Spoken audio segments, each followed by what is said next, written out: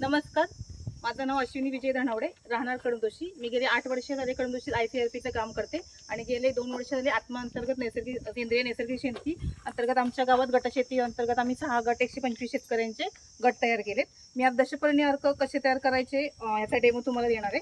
दशपर्णी अर्क करताना आपल्याला 10 प्रकारची वनस्पती लागतात. कडुलिंब, कणेर, निरगुडी, सीताफळ, धोत्रा, ऐरंड, पपई, टणटणी, गुळवेल आणि करंज या 10 झाडपाल्याचं आपण बारीक चिरून त्याचं 20 लिटर गोमूत्र देशी गाईचं, 1 किलो तंबाखू, 500 ग्रॅम हिरवी मिरची आणि 500 ग्रॅम लसूण या सगळ्याचं एकत्रीकरण करून ते 200 लिटर पाणी ह्या सर्व बाबी 30 दिवसासाठी आपल्याला ह्या आंबवायच्या, सावलीत आंबवायच्यात आणि 2 ते 3 वेळा डावीकडून उजवीकडे कळाचं आपण जसा काटा फिरतो तसं त्याप्रमाणे हे द्रावण ढवळायचं आहे आणि ते द्रावण पूर्णतः आंबल्यावर ते गाळून घ्यायचे. दशपर्णी अर्क वापरण्याची मात्रा आहे 2.5 लिटर द्रावण हे 200 लिटर पाण्यात मिसळून 1 एकर क्षेत्रावर हे फवारायचं आहे. त्याचा सगळ्यात मोठा फायदा आहे की हे दशपर्णी अर्क वापरलं बुरशीजन्य आणि किडीवर ह्याचा प्रादुर्भाव जास्त होतो.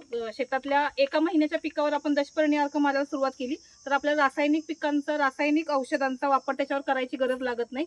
जर त्याचं प्रमाण आपण सुरुवातीपासून जर पिकांवर मारलं तर दशपर्णी अर्कामुळे आपल्या पिकांच्या कुठल्याही प्रकारचा रोग पिकांवर येतच नाही.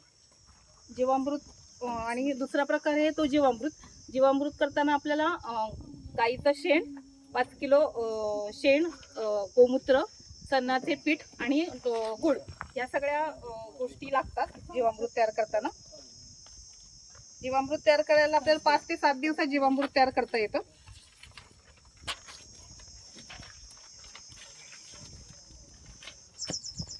मुख्य घटक त्याचे शेण, गोमूत्र, गुळ आणि बेसन हे 5 ते 7 दिवसात होतं आणि मातीची सुपीकता आणि सूक्ष्म जीवाणूंची वाढ होण्यासाठी आपल्याला जीवामृतची गरज लागते. जीवामृत आपल्याला पिकांच्या 3 प्रकारे देता येतं. ठिबकद्वारे देता येतं, फवारणीद्वारे देता येतं जीवामृत आणि सूक्ष्मजीवांची वाढ किंवा पोषक तत्वांचा पुरवठा, पाण्याची बचत ह्या सगळ्या गोष्टींसाठी आपल्याला जीवामृताची गरज लागते. म्हणजे जीवामृत करण्यासाठी लागणारे ती नेहमीप्रमाणे 200 लिटर पाणी, 10 किलो शेण, 8-10 लिटर गोमूत्र, 2 किलो गुळ, 2 किलो बेसन आणि वडाखालची माती किंवा एखाद्या ज्या झाडाखाली आपली रासायनिक फवारणी होत नाही अशी झाडाखालची माती, जिथे आपल्याला रासायनिक फवारणी आपली झाली नाही अशी 1 ते 2 मूठ माती आपल्याला जीवामृत तयार करण्यासाठी लागते.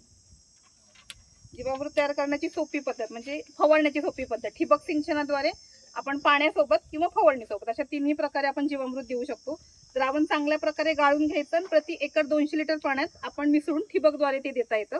पाण्यासोबत देताना जमीन भिजवताना थेट पाण्याच्या प्रवाहातून ड्रमाद्वारे शेतात सोडू शकतो आणि फवारणी करताना 5% ते 10% द्रावण 100 लिटर पाण्यात 5-10 लिटर गाळलेले जीवामृत मिसळून पिकावर आपण त्याची डायरेक्ट फवारणी करू शकतो. धन्यवाद.